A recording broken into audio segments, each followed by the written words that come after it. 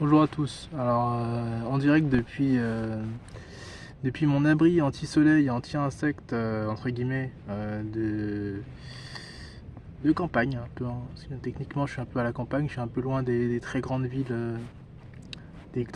françaises, hein, voilà. Mais bon, dans l'absolu, je suis pas non plus si loin que ça. Dans tous les cas, petite vidéo. Voilà, même si le contexte, la direction artistique de cette vidéo n'est pas très au point, voilà, et que c'est un peu, je dirais pas rustique, mais voilà, très particulier, je dirais que je vais essayer je vais raconter un peu mon vécu et espérer en inspirer certains ou aider certains à trouver des solutions s'ils ont vécu des relations équivalentes aux miennes ou qui sont dans des situations proches, c'est-à-dire proches, forcément, c'est-à-dire seul, pas d'amis, voilà. C'est déjà, moi la première chose qui m'est venue à l'esprit quand je me suis posé des questions sur l'amitié, etc., c'est en fait c'est qui je suis en fait, qui a fait que je me suis posé vraiment des questions plus existentielles et plus importantes que celles que j'aurais pu avoir avant. Et en fait, quelqu'un m'a dit un jour qu'on est, je sais pas combien de pourcentage des amis qu'on a en fait.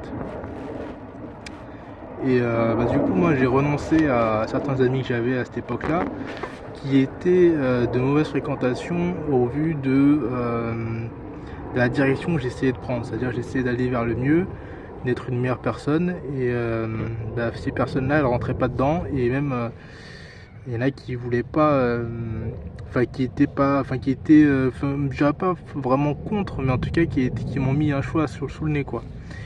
Et parce qu'au final, moi j'ai prévenu, voilà, je serai plus comme ci, comme ça, et je compte m'améliorer, etc. Et certaines personnes m'ont dit que voilà, si les choses changeaient, bon, ça les intéressait pas trop. Il y en a, et bon, bien évidemment, mes plus proches, ils m'ont dit que ça les dérangeait pas. Mais bien évidemment, les autres, voilà. Et ce qui est d'autant plus ironique finalement, c'est que, ben, en fait, tout a été prouvé. En fait, ma théorie aussi, c'était de me dire que si les gens sont,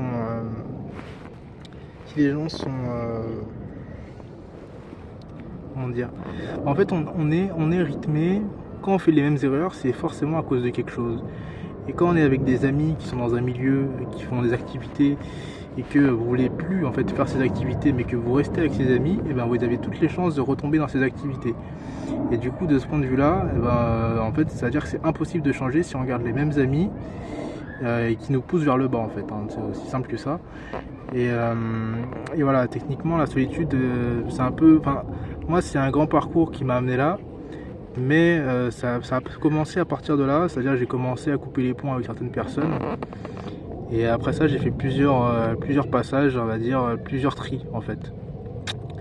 Mais avant tout, en vrai, ce que j'aurais dû faire, c'est parler de la solitude. C'est-à-dire, qu'est-ce que c'est la solitude, le fait de ne pas avoir d'amis. Alors déjà, il faut se dire que dans la société actuelle, ne pas avoir d'amis, c'est possible que si vous êtes isolé dans une campagne au fin fond de la forêt. Enfin, j'exagère, mais que vous êtes isolé, quoi, et que vous êtes par exemple le seul de 25 ans autour de personnes de 20-30 ans, quoi. Que vous n'avez pas particulièrement envie de parler aux vieux, enfin aux personnes plus âgées.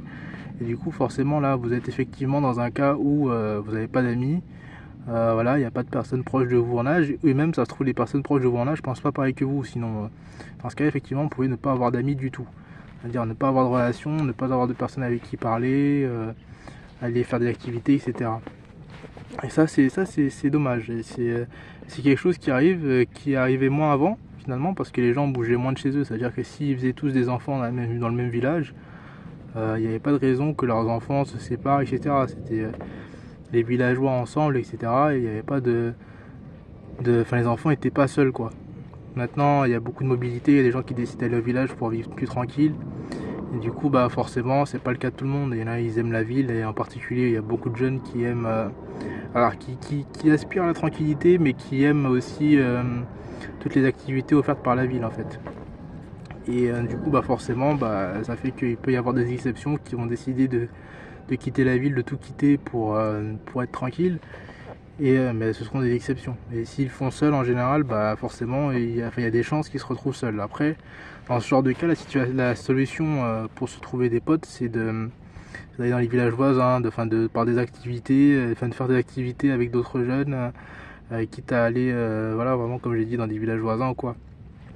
Ou de faire des petits jobs d'été dans des endroits relativement plaisant et de faire des nouvelles rencontres. Après sinon il y en a aussi, ça c'est vraiment si vous voulez pas faire de rencontres avec des personnes plus âgées, mais bon après faire des rencontres avec des personnes plus âgées c'est aussi pas quelque chose de mal, hein. Moi j'ai eu beaucoup de bonnes relations avec des personnes plus âgées, mais au final j'en parlerai aussi plus tard, mais c'est aussi parce que j'ai beaucoup déménagé et que même quand j'étais plus jeune j'étais pas trop accro au téléphone, etc., qui fait que j'ai jamais été un peu comme les jeunes de maintenant qui sont tout le temps avec leur téléphone et qui gardent le contact avec les gens 10 ans après, quoi. Ça au début c'était très dur. C'est franchement retrouver des personnes comme ça avec qui j'ai été pote, ça aurait été vraiment compliqué. Et il y en a eu quand même, hein, bien évidemment, mais en général c'était pas non plus très long, quoi. Et puis voilà, il y a des pertes de téléphone qui font qu'on perd des contacts et qu'on oublie des gens aussi, hein. Quand on déménage beaucoup, pour vous dire, j'ai déménagé je crois que j'avais compté une fois, peut-être 18 fois. 18 fois en moins de 24 ans. Enfin, non. Plus de 18 fois, je pense plus de 18 fois, mais j'ai peut-être fait 18 villes. Bref, ça pour dire que, en soi, les amitiés, enfin, la solitude, du coup, voilà, il n'y a que dans ce cas-là. C'est-à-dire que même si vous regardez les tueurs en série, par exemple, alors oui, là j'extrapole un peu, mais si vous regardez les tueurs en série, il y a toujours des gens qui les défendent. C'est-à-dire que même eux, ils ont des amis. Même eux, en général, même si les psychopathes, ils arrivent à parfaitement s'assimiler à la population normale. Et du coup, en fait, ils ont toujours des proches. Et même les pervers narcissiques, ils trouvent toujours une proie.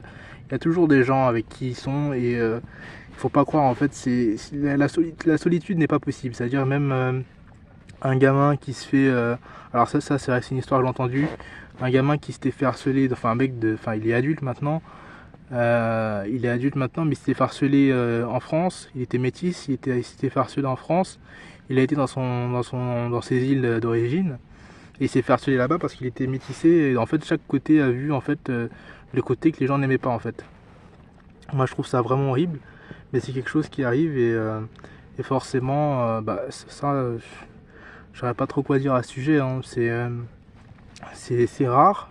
J'espère que c'est rare en tout cas, mais c'est des choses qui arrivent effectivement. Donc bon. Après, dans ce genre de situation, la seule chose qu'on peut espérer, c'est que ces gens-là finissent par trouver quelqu'un et ne se noient pas dans l'univers de la drogue, etc., pour noyer leur chagrin, ce qui est un problème aussi en soi. Mais en soi, sinon, les différents types d'amitié, mais les amitiés de circonstance. Les amitiés de circonstance, c'est les amitiés, c'est-à-dire vous êtes né à un endroit, vous avez grandi dans cet endroit, et toutes les personnes avec qui vous avez grandi, forcément, il y en a parmi elles avec qui vous avez eu des liens crochus, et forcément, vous allez finir de grandir ensemble, et vous quittez jamais en fait. Voilà, donc vous quittez jamais, donc forcément, ça crée des liens forts. Voilà. Ça, c'est les amitiés de circonstance. En général, ça n'arrive pas forcément à la classe moyenne ou à la classe aisée, c'est plutôt en général les autres classes.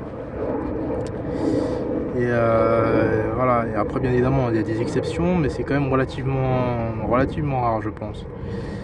Et voilà, du coup, en général, les amitiés, c'est ça. Après, il y a aussi une autre forme d'amitié, c'est des amitiés parce que les amitiés de gain, j'appellerais ça. C'est-à-dire que vous avez quelque chose qu'une personne veut, mais qu'elle n'a pas et qu'elle ne peut pas avoir par elle-même. Du coup, elle va être proche de vous pour profiter de cette chose. Après, il y a aussi dans le même genre l'amitié. Vous faites, par exemple, vous faites un sport ensemble. Voilà, il y en a un qui est doué, vous l'aimez bien parce qu'il est doué et qui vous fait gagner. Voilà. C'est un peu ça en fait, hein. C'est le même système. Sinon vous faites des activités ensemble et c'est ça qui vous rapproche. Mais ça dit, quand vous faites des activités ensemble en général et que en dehors du fait que les deux soient forts ou pas forts, si vous vous rapprochez, en général, ça peut créer des amitiés. C'est un peu aussi ça qui rapproche les gens. C'est-à-dire, il y en a qui disent oui, t'as pas d'amis en dehors du travail, mais en fait, il y en a aussi qui qui se font des amis au travail, et c'est parfaitement normal, hein. C'est-à-dire que le travail, c'est l'endroit où vous passerez le plus de temps de votre vie si vous avez une profession type. Par exemple, vous êtes huissier, ou comment on dit ça, assistant juridique. Enfin, par exemple, vous êtes assistant juridique, vous allez travailler tout le temps avec plus ou moins les mêmes personnes. Du coup, forcément, c'est pas étonnant que vous formiez des amitiés là-bas. Voilà, et que vous allez boire avec vos collègues, et que des fois vous allez manger chez eux, ou que eux viennent manger chez vous. Ça, c'est quelque chose qui est normal, en fait. Et c'est des amitiés qui se créent naturellement. Ensuite, voilà, en fait. Enfin, du coup, ça, c'est différentes formes d'amitié. Du coup, forcément, de là, on a un peu tout le portrait, en fait. C'est-à-dire les amitiés des circonstances, et les amitiés qu'on veut, entre guillemets, ou que les gens veulent. Voilà. Ça se crée toujours autour de certaines choses, hein. Mais en tout cas, c'est pas bien compliqué de comprendre ce système-là. C'est-à-dire qu'il y a toujours il y a certes beaucoup d'humains, mais les humains ont toujours plus ou moins les mêmes systèmes. Voilà, c'est-à-dire que que vous soyez en Chine, que vous soyez en France, j'exagère un peu peut-être, mais voilà, si vous avez une bonne situation financière, que vous avez par exemple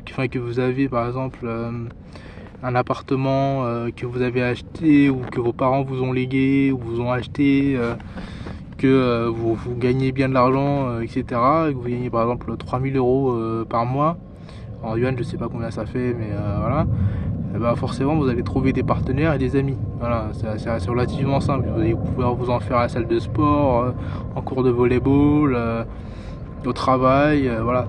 Et si d'ailleurs vous allez en Corée, là-bas les gens ils boivent facilement avec leurs collègues à la fin de la journée de travail, et qui sont quand même relativement longues là-bas. Et c'est parfaitement normal, en fait. C'est-à-dire, bien évidemment, ils ont leurs amis d'enfance, ils ont aussi, éventuellement, hein, pour ceux qui sont pas seuls, et après il y a éventuellement les collègues, etc. Mais ce qui est bien au moins au fait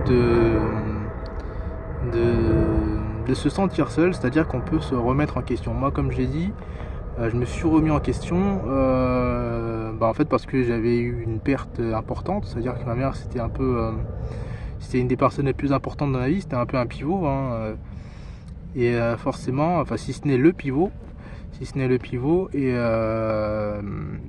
forcément, ça fait qu'une fois qu'elle est morte, j'avais besoin de me raccrocher à des choses, en fait, de me rattacher à des choses, et forcément, ça fait que j'ai créé des relations, parce que j'avais pas de relation, on va dire, qui pouvait m'aider à surmonter tout ça. Après, bien évidemment, voilà, il y a des relations qui sont créées et tout, mais voilà, il faut quand même se dire que dans l'absolu, en général, nous humains, malheureusement, on cherche à remplacer des choses par d'autres. Voilà, c'est une des choses les plus naturelles qui soit. C'est un peu ce qui a poussé à la mondialisation. C'est-à-dire que les gens ils se sont dit, on n'a pas ça chez nous, alors on va l'importer H24, en fait. C'est un peu ce qui détruit la Terre au final. C'est un peu ces désirs égoïstes humains de vouloir déplacer les choses sans vraiment en avoir rien à faire des conséquences, et de qui passe pourquoi, en fait. Parce qu'au final, si par exemple un gamin perd sa mère, et qu'il trouve une mère de substitution qui n'est pas sa mère, que cette femme c'est une malade mentale qui viole le gamin, pour lui ce sera normal un peu d'être dans cette situation. Voilà, il va penser que c'est de l'amour, mais en fait il se fait avoir. Et c'est là que j'entends que ça peut être quand même un danger. Ça peut être un danger. Dans ce genre de situation, c'est très difficile de trouver de garder le bon cap. J'ai envie de dire, de garder un bon cap. Et en général, une fois, je crois que j'ai écrit un truc du genre, si on a, la vérité, c'est comme un point sur une carte. C'est-à-dire que même si on a le bon cap, si on dévie quelquefois, c'est pas sûr forcément qu'on revienne sur ce point, en fait. C'est-à-dire on peut, à cause de la force des courants, on peut dévier du cap, à cause du vent, le vent peut nous pousser dans le sens inverse, on peut même en étant plus ou moins vigilant, on peut dévier du cap, en fait. Et voilà, donc du coup c'est pas forcément évident de résister à ce genre de situation, et c'est une période de ma vie qui a été vraiment, je dirais pas ça a été pas la plus dure, mais c'est quand même une période de ma vie qui a été dure. Et le plus ironique finalement, c'est que je me suis retrouvé à la rue à cette période-là, mais par choix. Et j'ai donné c'était il y a longtemps, hein, et j'ai donné à cette époque-là mes vêtements comme je l'ai fait aujourd'hui. Enfin, comme je l'ai fait il y a quelques mois, quand je me suis retrouvé à la rue pour une nouvelle fois. Et au final, les deux fois, c'était par choix en fait. C'est-à-dire la première fois, j'avais cru en des personnes qui me disaient que je pourrais faire de l'argent facilement avec des plans, etc. Que c'était pas si dur de s'en sortir en métropole, parce qu'à la base, j'étais pas en métropole. Et, et moi, je connaissais pas. Donc, du coup, forcément, j'ai cru et je suis venu et j'ai galéré. Du coup, bon, après, quand même 4 mois dans cette situation-là à l'époque. Voilà, j'ai trouvé un travail en un mois à l'époque et un logement en 4 mois. Et là c'est plus dur. C'est-à-dire que là j'ai fait plusieurs mois. Hein. Je suis peut-être arrivé à 4 mois aussi. Et là cette fois-ci j'ai pas de travail. Et j'ai quitté mon ancien travail parce que c'était une ancienne c'était sous l'administration française, j'ai envie de dire. Et j'ai eu un différend idéologique avec des personnes parce qu'effectivement quand j'ai appris que j'étais malade, j'ai appris que j'étais malade, j'ai j'ai essayé de me soigner au début, mais les médecins étaient pas forcément. En fait, c'est-à-dire que les médecins, ils ont des formations pour les cas les plus généraux.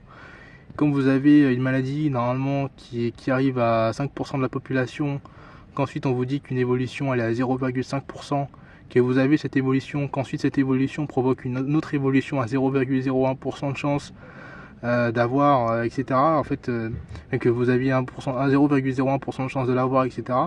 En fait, les spécialistes sont un peu paumés et ça peut se comprendre dans le fond.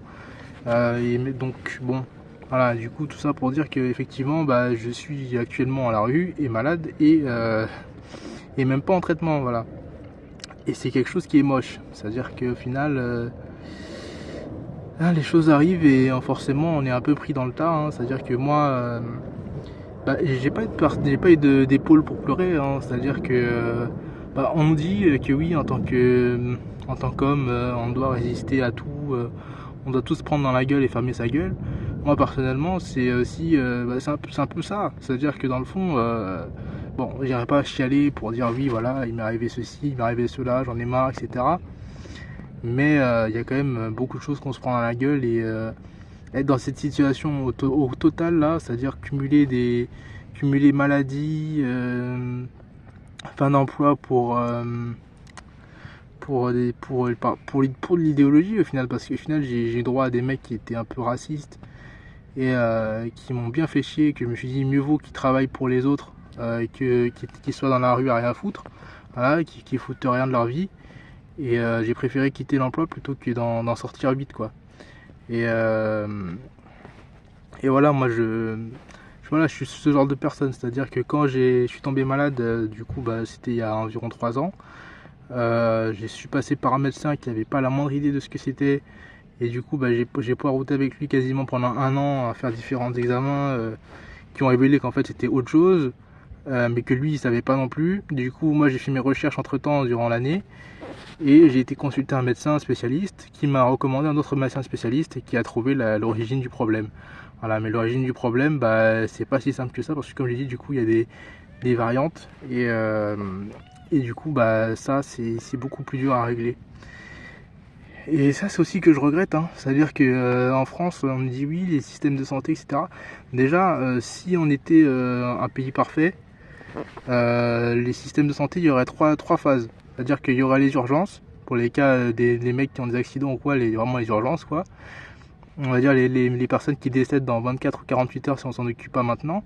Ensuite je mettrai un cas genre des cliniques ou que sais-je de nom qu'on donnera à ça, mais en gros il y aura un système qui fait que un centre hospitalier où on vous prend pendant la journée, on vous trouve ce que vous avez. Voilà, vous avez une pathologie bizarre, on s'occupe de vous dans la journée, c'est réglé. Voilà, techniquement avec le nombre de, si vous regardez le nombre de services de radiographie de radiologie qu'il y a en dehors de l'Île-de-France et ceux qui sont en Île-de-France, alors il y en a énormément ici. Vous pouvez prendre un rendez-vous pour le lendemain tellement il y en a. Alors que dans d'autres parties du pays, en fait c'est un désert. Voilà, c'est un désert. Et voilà, ce serait très facile de mettre des centres comme ça dans le fin fond du Val d'Oise, dans le fin fond de l'Essonne, pour que les personnes de toute la France puissent y aller. Voilà. Mais bon, voilà, ça c'est comme ça serait hyper simple. Et après, bah, il y aurait les centres habituels, quoi, c'est-à-dire les, les centres avec des médecins généralistes qui vous voient quand vous avez une petite pathologie, et voilà, terminé. Voilà, donc ça ce serait l'idéal, c'est-à-dire que comme ça, on vous réglerait votre problème tout de suite. Là, moi, j'ai fait énormément de médecins différents. Je crois que j'ai dû voir 8 médecins, hein, sans déconner. Je compte les spécialistes. Et voilà. Donc, c'était le parcours du combattant pour savoir ce que j'avais. Et le traitement est tout aussi dur. C'est-à-dire en fait, on m'a renvoyé à un médecin. En gros, on sait ce qui est à la base, mais il y a certains symptômes, c'est pas traitable par le médecin qu'on pense qui était censé traiter ça. Enfin bref, c'est compliqué. Et voilà, c'est des milliers d'euros qui sont partis dans tout ça. Et en fait, pour un aboutissement que je dirais c'est mitigé, quoi, parce qu'au final, on sait différentes choses sur tout ça, mais il n'y a pas de traitement encore. Voilà, et ça, c'est ce qui m'énerve le plus dans cette situation.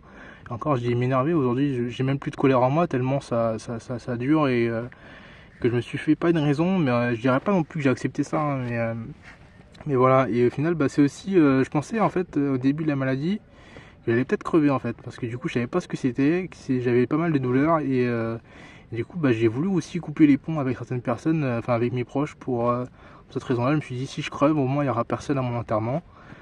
Il n'y aura pas de oui, il est mort, nanana, etc. Voilà. Mais c'est au final c'est aussi cette raison qui a fait que je me suis posé des questions sur qu'est-ce que j'ai fait de ma vie finalement, qu'est-ce qui est juste, et qu'est-ce que je suis censé faire en fait. Et, euh, et c'est tout ça qui a fait que j'ai préféré me dire déjà je vais enlever toutes les charges qui pèsent sur moi, c'est-à-dire les réseaux sociaux, etc., les attentes que j'avais dessus. J'ai supprimé tout ça parce que bien évidemment sur les réseaux sociaux j'avais genre je crois à mon max j'avais peut-être 800 personnes qui me suivaient par exemple sur Instagram, peut-être 250 sur Snap, et voilà, là le trois quarts je leur parlais pas, même 90% je leur parlais pas. Et c'était des gens qui venaient voilà pour le contenu, quoi, et parce que je les avais croisés une fois, deux fois, voilà. Et au final, bah voilà, c'est des gens qui, je dirais pas qui servent à rien, mais je veux dire dans ma vie, ça me servait pas, quoi. C'était aussi beaucoup d'attente, parce que quand beaucoup de personnes regardent ce que vous faites, ben vous vous dites bon, ça je vais pas le montrer parce qu'il y a plein de gens qui regardent. Voilà, si vous êtes avec vos potes, vous êtes plus naturel, voilà. Et c'est aussi pour ça que je me suis dit bon, dans l'absolu, les réseaux sociaux, mieux vaut s'arrêter là. Après, je sais qu'il y en a qui décident d'arrêter les réseaux sociaux juste parce que ils ont rien à mettre. Il y en a d'autres qui décident d'arrêter les réseaux sociaux parce que ils n'aiment pas particulièrement parler par message, et je comprends.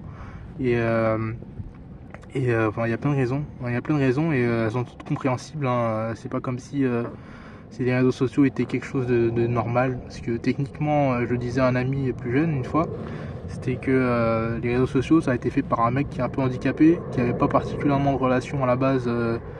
Pas particulièrement de relation, qui était un peu, voilà, c'était un geek, voilà, un peu un geek. Et il s'est dit, voilà, je vais créer un réseau social, et voilà, où les gens pourront interagir, tout ça. Sauf qu'au final, les humains n'ont pas besoin de ça. C'est-à-dire que quand vous parlez en vrai de vrai, alors moi j'ai fait mes petites expériences, hein, aussi, quand j'ai eu toutes ces questions. En gros, je suis tombé, j'ai appris que j'étais malade il y a environ 3 ans. Pendant un an et demi, j'étais un peu dans le flou. Après, j'ai commencé à couper les ponts avec certaines personnes. Et après ça, bah, au bout de peut-être 2 ans après avoir découvert que j'étais malade, bah, j'ai coupé les ponts avec tout le monde, en fait. Voilà. Et parce qu'au final, même il y a un an, c'était pas comme ce que j'ai aujourd'hui. Donc c'est-à-dire que ça évolue en fait, toujours en mal, et bah, vraiment j'avais envie de me libérer un peu, c'était ça en fait. Et en vrai de vrai, m'être libéré des réseaux sociaux, moi ça m'a fait énormément de bien. Ça dit pas, enfin, peut-être pas que du bien, parce qu'effectivement, des fois j'avais envie je me rappelais des conversations que j'avais eues avec des amis. Au final, c'est un peu, enfin, ma bouée de secours, ça a été un peu, enfin, c'était le fait que je faisais beaucoup enfin, j'écrivais des chansons et je faisais du dessin et j'écrivais des histoires, en fait, du coup. J'étais vraiment, j'étais pris tout mon temps, en fait, hein, c'est-à-dire, Même le reste du temps, je travaillais, quoi. Donc, c'est-à-dire que ouais, j'étais pris H24 et du coup, j'avais pas vraiment le temps de me dire, ah oui. Enfin, j'arrivais, des fois, je pensais à mes potes, je disais oui, voilà. Mais voilà, j'avais pas vraiment je pensais pas eux plus que ça. Et au final, j'avais des potes qui ont changé aussi sur les derniers moments et qui m'ont vraiment décidé un peu en fait dans mon truc parce que enfin mon meilleur ami, enfin mes deux meilleurs amis de l'époque, il était dans une mentalité que j'aimais pas trop, qui commençait à changer après avoir fait une rencontre. Il me disait que les relations amicales c'était que par intérêt. Voilà. C'est-à-dire pour lui, il n'y a pas de relation humaine sans intérêt derrière. C'est-à-dire si vous faites si vous vous mettez pote avec quelqu'un ou ami, c'est que vous attendez quelque chose d'elle et que cette jeune personne vous donne quelque chose, vous apporte quelque chose. Ça, c'est une mentalité voilà, bon, je vais pas dire les mots. Je pense que peut-être certains vont peut-être voir un peu de quoi je parle, mais c'est pas le cas. Hein. C'est-à-dire que j'ai eu beaucoup d'amitié dans ma vie. Enfin, beaucoup. J'ai dit beaucoup. Je dirais peut-être même pas 10, hein, mais je veux dire, par rapport à certains, c'est peut-être beaucoup. Parce qu'il y en a, en fait, les gens populaires, en général, on m'avait fait la remarque il y a longtemps qu'ils sont populaires parce qu'ils font des concessions sur tout. C'est-à-dire qu'ils n'ont pas vraiment d'avis, ou ils ont un avis général. Ils sont pas à prendre parti, etc. Parce que justement, s'ils prennent trop parti ou qu'ils font trop de scission entre les choses, eh ben, ils s'enlèvent une partie de la population, en fait, une partie de leurs amis, quoi, de leurs amis potentiels. Et après, d'ailleurs, s'il y en a d'entre vous qui veulent, qui se sentent pas vraiment, qui se sentent neutres, voilà, neutres comme la Suisse, neutres comme la Suisse pendant la Seconde Guerre mondiale et qui ont envie de péter avec les amis, bah effectivement, si vous avez d'avis sur rien, entre guillemets, que vous partagez les avis d'un peu tout le monde et que vous mouillez pas, et effectivement, ça sera assez facile d'avoir plein d'amis, voilà. Si vous fréquentez des milieux où il y a des gens de votre âge, hein. Voilà, après, il faut être dans certaines cases aussi.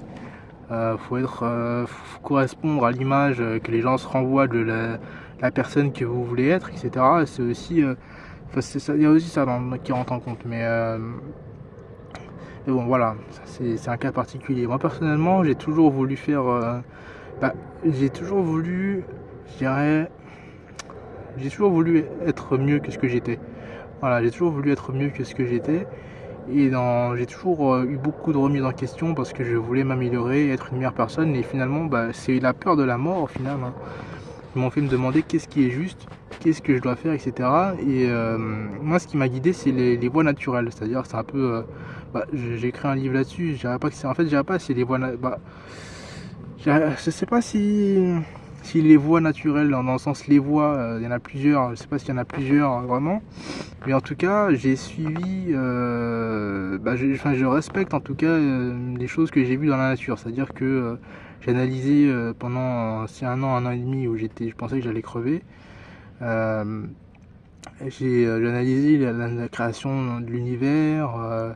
J'ai regardé des trucs comme Introduction à la physique quantique. J'ai regardé je me suis renseigné, j'ai essayé de me booster mon savoir sur tout un tas de choses, de la physique, de la chimie, de la science en général, même sur la création de l'homme, l'évolution, etc.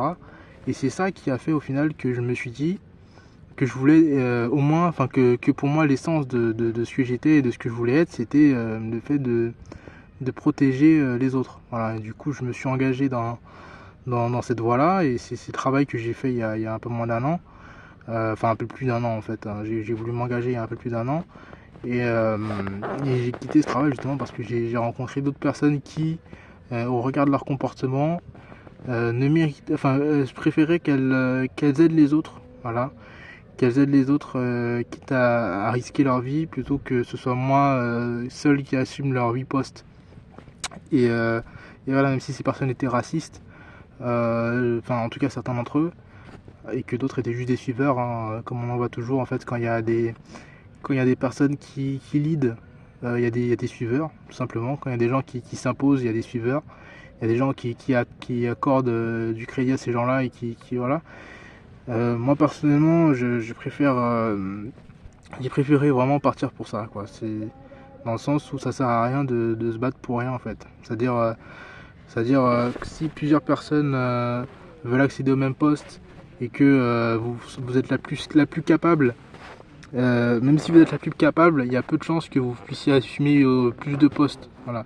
Donc mieux vaut démissionner, quoi. Et c'est pour ça que j'ai fait ça, quoi. Voilà. Mais du coup, ça aussi, ça m'a fait perdre des potentielles amitiés. C'est-à-dire qu'effectivement, en travaillant, comme j'ai dit, on rencontre des personnes qui pensent plus ou moins comme nous. Et on en rencontre aussi qui ne pensent pas du tout comme nous. Voilà. Mais au final, comme je dis, il y a plein de moyens de... Enfin, moi, j'ai trouvé ce moyen-là de servir les gens. Il y en a plein d'autres. Hein. C'est-à-dire qu'on peut être pompier, on peut être militaire, on peut être gendarme, on peut être policier, on peut être douanier, on peut être tout un tas de choses, médecin, infirmière, aide-soignant,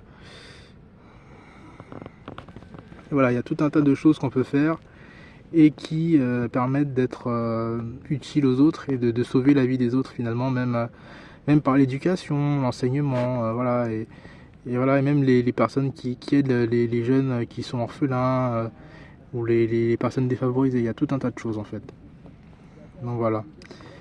Moi j'ai trouvé ma voie comme ça et voilà, ce que je pourrais vraiment vous recommander en vrai c'est de vous mettre en question, c'est-à-dire posez-vous les questions pourquoi je suis arrivé là, regardez d'un point de vue extérieur votre situation et une fois que ça c'est fait, cherchez où vous voulez aller et qu'est-ce qui est juste. Enfin, moi personnellement j'ai cherché la justice absolue, je me suis dit que si je sauve la vie des gens au moins ça leur permettra de penser à ce qu'ils voudront faire plus tard.